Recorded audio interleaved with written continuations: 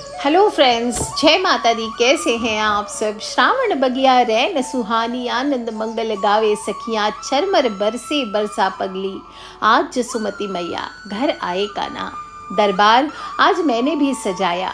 झूलेगा मेरा कान्हा, श्रृंगार सजाया। अब की बरस तू मेरे भी घर आना काना, दूंगी गोदी तुझे, झूला झुलाऊंगी, मेरे घर भी खुशियाँ लेके आना मेरे काना। दोस्तों, जन्माष्टमी है और बोले कृष्ण कन्हैया लाल की जय। सेठ सावरा बांके बिहारी सरकार की जय। श्री गिरिराज धरन की जय, जमने महारानी की जय। बोलिए हर हर हर महादेव शंभो।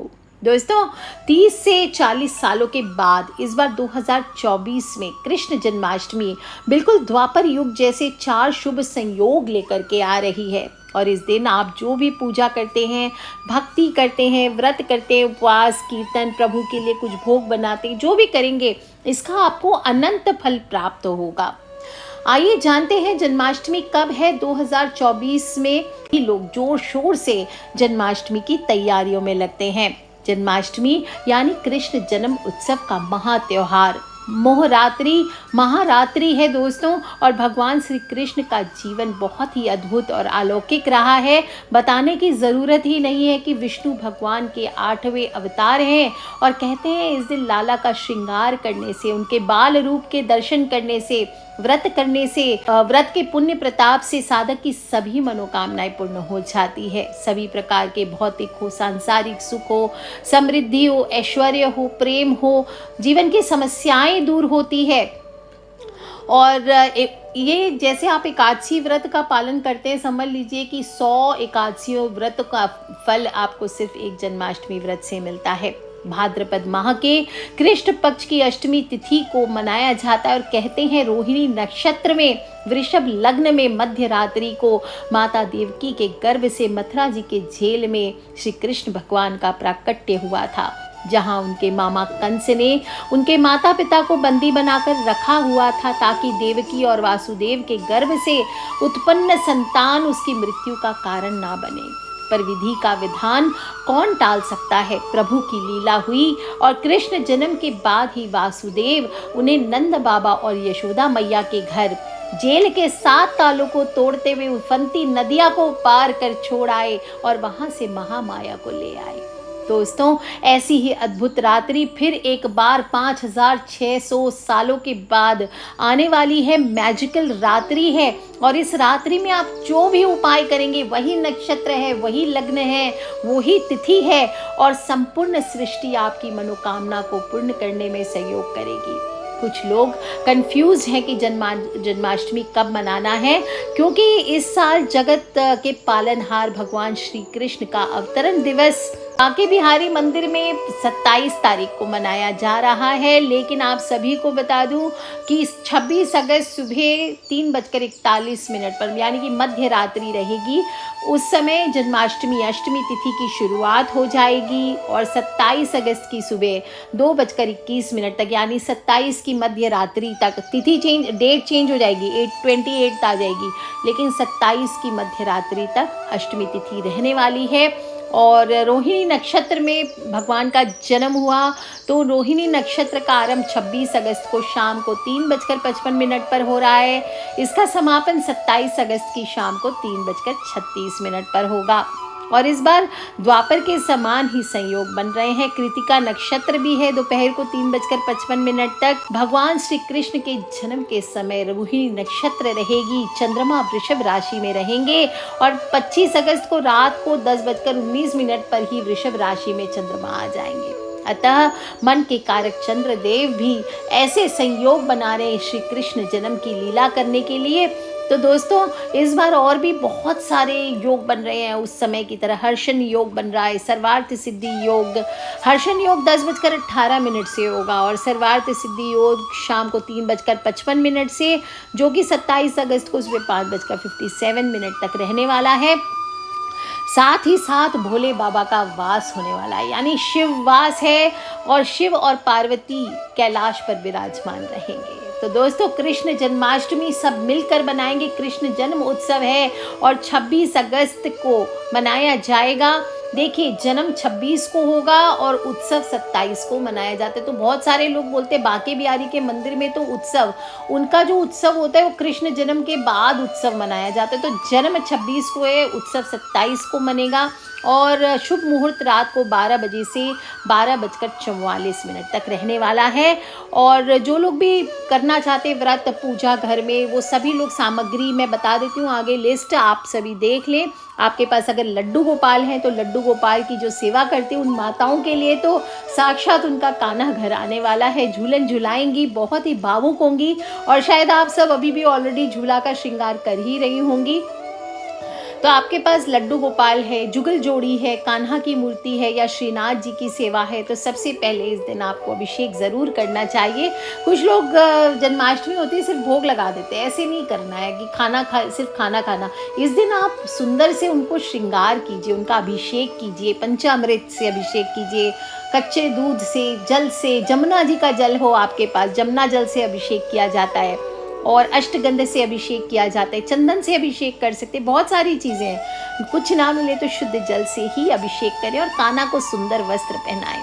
इस दिन जो आप रात्रि में श्रृंगार करेंगे, जब स्नान कराएंगे 12 बजे कान्हा के जन्म के बाद, तो उस समय आपको हल्के वस्त्र पहनाना चाहिए। और अगर आप रात में नहीं करने वाले श्रृंगार, उसी श्रृंगार से पूरा दिन निकालेंगे, तो आपको घर में सील लेना चाहिए हल्का हल्का पीले रंग का वस्त्र। कैसे करेंगे?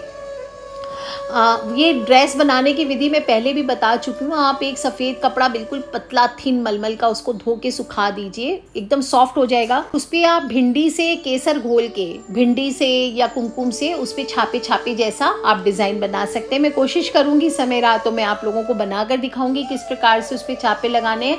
या तो आप वैसे वस्त्र बना लीजिए या फिर हाथों से प्लेन कपड़े को आप डाई कर सकते हैं हल्दी के पानी में, फिर उसको सुखा लीजिए। माड़ निकल जाए, कड़ा ना हो, बिल्कुल सॉफ्ट मुलायम वस्त्र हो जाए, उसको धो करके प्रेस कर लीजिए इस प्रकार से। इसके बाद उस ड्रेस की सिलाई कीजिए। आप अपने कान्हा के लिए, लड्डू गोपाल के लिए काफ़ी सारा समय है आपके पास। और जो तैयारी करेंगे उसमें खीरा ज़रूर रखें। खीरे से ही कृष्ण का जन्म कराया जाता है, कृष्ण भगवान का। और भोग की सामग्री तैयार कर लें। जो लोग चक्की आदि बनाना चाहते हैं वो 2 दिन पहले भी बना के रख सकते हैं, 1 दिन पहले भी, लेकिन जूठ ना घालें उसमें। बाकी इस दिन प्रसाद के लिए धनिये की पंजीरी बनाई जाती है, अजवाइन, माखन, मिश्री, तुलसी दल, पंचमेवा, छोटी इलायची, लौंग, नारियल, जो भी आप भोग की सामग्री लिस्ट आप ध्यान से स्क्रीनशॉट लेके रख लीजिए। और उस दिन आप आराम से देख देख के पहले तैयारियाँ करें। श्रृंगार के लिए फूल, गेंदा, गुलाब, कमल, जो आपकी इच्छा हो, छोटे छोटे चंपा चमेली के फूल है ना, ये फूल आप चढ़ा सकते हैं लड्डू गोपाल को। तुलसी की पत्तियां ज़रूर रखें। बेला के फूल मिलते हैं तो बेला के फूल रखें। थोड़े से गुलाब या चमेली का अत्र, अगर चंदन का, गुलाब का, चमेली का, इसका फूलों का इत्र मिलता है तो आप वो ले सकते हैं। ब्रह्म कमल का इत्र मिल जाए तो श्रेष्ठ है। धूप दीप एक रख लीजिए, कपूर, अगरबत्ती पूजा आरती के लिए, चंदन, कुमकुम, ये चावल, ये तिलक के लिए। जनेऊ ज़रूर रखें, जनेऊ ज़रूर चढ़ाया जाता है। और अबीर, ये जो और ज़्यादा एक्सटेंसिव पूजा करना चाहते हैं आप तो अबीर, गुलाल, अबरक, पान का पत्ता, सुपारी, पंचमेवा, ये सब आप ले सकते हैं। मोरपंख अगर हो सके तो एक मोरपंख अवश्य चढ़ाए। विशेष रूप से इस मोरपंख को आप उपाय भी बताऊंगी। जिन लोगों को कालसर्प दोष है, ज़्यादा मोरपंख चढ़ा के जिन लोगों को कालसर्प दोष है उनके तकिए में भी आप इसको रख सकते हैं, या उनके बच्चों के स्टडी टेबल पे बाद में एक मोरपंख चढ़ा के आप वो भी चिपका सकते हैं। एक बांसुरी रख लें। कान्हा की अगर मूर्ति या फोटो है आपके पास तो बांसुरी अवश्य होनी चाहिए। और एक गाय के साथ बछड़े की चांदी की प्रतिमा सुंदर सी, नहीं चांदी एफोर्ड कर सकते तो अष्टधातु की प्रतिमा रखिए। और बैजंती माला, गुंजा माला, माला कौन सी चढ़ाई जाती है इस दिन? भारी भारी हीरे की माला नहीं। कुछ लोगों को मैंने देखा है बिल्कुल भारी श्रृंगार कर देते हैं कान्हा का। भारी श्रृंगार में हीरे का श्रृंगार नहीं आता है। आप हल्की मोतियों की माला, जो नेचुरल मोती हैं, बैजंती के मोती है ना, गुंजा की माला, ये आपको धारण कराने चाहिए। अगर आपके पास है तो ठीक है, नहीं तो आप फूलों की माला पहनाइए, ये अच्छा रहेगा। एक छोटा पालना आप रखें झूला झुलाने के लिए। और थोड़ा दही अलग से एक कटोरी में, इसका बताऊंगी क्या करना है लास्ट में। दोस्तों, सभी तैयारियां करने के बाद जन्माष्टमी के दिन सुबह जल्दी उठे, धरती माता को प्रणाम करें, अपने पितृ का स्मरण करें, माता पिता का स्मरण करें, उठ करके घर के मुख्य द्वार की साफ सफाई करें और स्नान करें। स्नान करने के बाद साफ सुंदर हल्के हल्के वस्त्र पहने। देखिए, ये यशोदा मैया के दर्द का समय होता है। कुछ स्त्रियां इस दिन बहुत भारी श्रृंगार कर लेती है। कहते हैं कि इस दिन यशोमती मैया और देवकी जी दोनों बहुत दर्द में थी। तो सभी को चाहिए कि कृष्ण जन्म के पहले बहुत भारी श्रृंगार ना करें, हल्का हल्का श्रृंगार और भक्ति रस में डूबे रहें, कान्हा के कीर्तन करें और इसके बाद घर के मंदिर की साफ सफाई करें, सूरज भगवान को जल दे, नियमित जो पूजा करते हैं पितृ को जल दे दक्षिण मुखी होकर के, और फिर लड्डू गोपाल या कान्हा की मूर्ति या जो भी हैं अपने देवता, उनको आप पंचामृत से स्नान कराएं, जल से स्नान कराएं, जमुना जी के जल से स्नान कराएं, फिर उनका श्रृंगार करें। इस दौरान आप उनका भारी श्रृंगार कर सकते हैं, आपकी इच्छा हो तो। बाकी आगे राशि अनुसार बनाऊंगी, आप वो रंग के कपड़े चयन कर सकते हैं।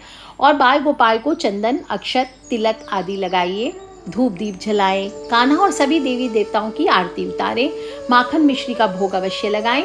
माखन आप घर में बना सकते हैं, थोड़ी सी मलाई फ्रिज में रख दीजिए, उसको उंगली से कटोरी में घुमाइए आप। फ्रिज में जब हार्ड होके जम जाएगा ना, उसको उंगली से घुमाएंगी तुरंत, और उसके बाद आप देखेंगी थोड़ी देर में पानी छोड़ देगा, मक्खन अलग हो जाएगा। आप घर में ही आराम से मक्खन निकाल सकती हैं बिल्कुल। और इसके बाद माखन के साथ धो लें उस माखन को, और फिर भगवान को भोग लगाएं। उसमें केसर डाल दीजिए, 1-2 पत्ती मिश्री डाल दीजिए, और घर में सुख शांति की कामना करें। दिन भर भजन कीर्तन नाच गाना करते हुए समय व्यतीत करें। इसके बाद आधी रात के समय, जब मुहूर्त मैंने आपको बताया, उस मुहूर्त के दौरान सभी लोग सुविधा अनुसार स्नान करके स्वच्छ वस्त्र धारण करें और लड्डू गोपाल को खीरे के अंदर विराजमान करें। फिर 12 बजते ही खीरा पटक करके उसमें से लड्डू गोपाल का प्राकट्य करके जन्म करवाएं और कान्हा को खीरे से बाहर निकाले। जयकारा लगाते हुए जन्म करवाना चाहिए। हाथी घोड़ा पाल की, जय कन्हैया लाल की, आनंद उमंग भयो, जय कन्हैया लाल की, नंद घर आनंद भयो, जय कन्हैया लाल की। और इस प्रकार से आपको हाथी घोड़ा पाल की, जय कन्हैया लाल की, भक्त घर आनंद भयो, जय कन्हैया लाल की, इस प्रकार से ताली बजा बजा के नाचते कूदते आपको कान्हा का जन्म कराना चाहिए। फिर इस समय लड्डू गोपाल का फिर से श्रृंगार किया जाता है, स्नान करवाया जाता है। अगर आप कर सकें तो कीजिए, नहीं तो आप नॉर्मल आरती कीजिए। जो लोग भी इसके बाद अभिषेक करेंगे तो कच्चे दूध, दही, घी, शहद, गंगा जल से अभिषेक कर सकते हैं, या थोड़े से कच्चे दूध से अभिषेक करके शुद्ध जल से आप स्नान कराइए। फिर साफ कपड़े से प्रभु की मूर्ति को पानी को पोंछ दीजिए अच्छे से, बिल्कुल हल्के हाथों से उनको होल्ड करें। नवजात शिशु की भांति ही उनका श्रृंगार करें। मुलायम मुलायम वस्त्र पहनाएं। नियम तो होता है कि वही जो हल्दी केसर से रंग कर पतले मलमल के वस्त्र पहनाने चाहिए, और नहीं तो आप थोड़ा सा गोटा लगा सकते हैं। अगर आपको लगता है कि बहुत हल्का है तो हल्का सिर्फ गोटा लगाएं, जरी आदि ना लगाएं। श्रृंगार में भी माला वगैरह, गुंजा की या बैजंती माला जो भी आपके पास है वो पहनाइए, भारी माला ना पहनाएं इस टाइम।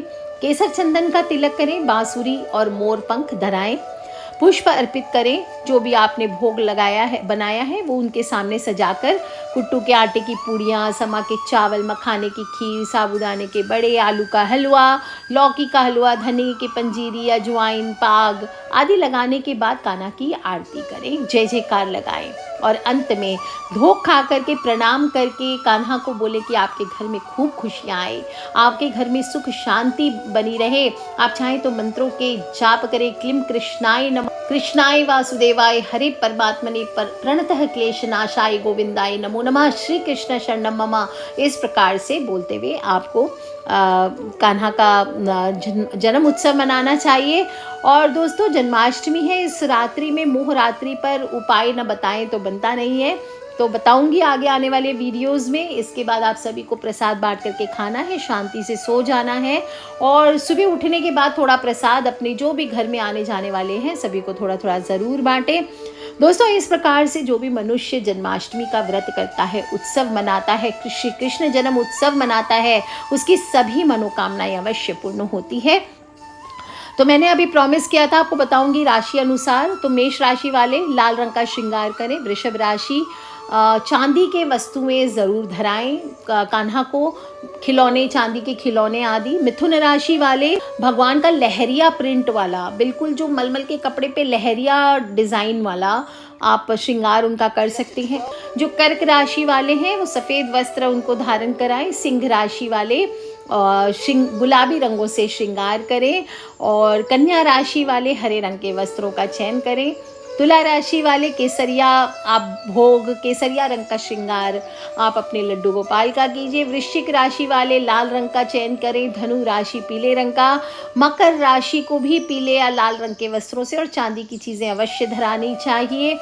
कुंभ राशि वाले नीले रंग के वस्त्रों से लड्डू गोपाल का श्रृंगार करें और मीन राशि वाले पीतांबरधारी प्रभु का पीतांबर श्रृंगार करें। तो दोस्तों कर लीजिए उपाय, और अकेले नहीं, सभी से छोटी छोटी बातें हैं जो शेयर करते रहना चाहिए। सिर्फ स्वयं सुन करके इसको खत्म नहीं करना, अपने फ्रेंड्स, फैमिली, मम्मी पापा, भाई बहन, बच्चे सभी लोगों से शेयर करते रहा करें, क्योंकि हमें नहीं पता कौन सा उपाय कब किसकी लाइफ बदल दे। So love you all friends, take care, जय माता दी, बम बम भोलेनाथ की जयकारा, शेरा वाली दा बोल, साचे दरबार की जय, बोलिए कृष्ण कन्हैया लाल की जय,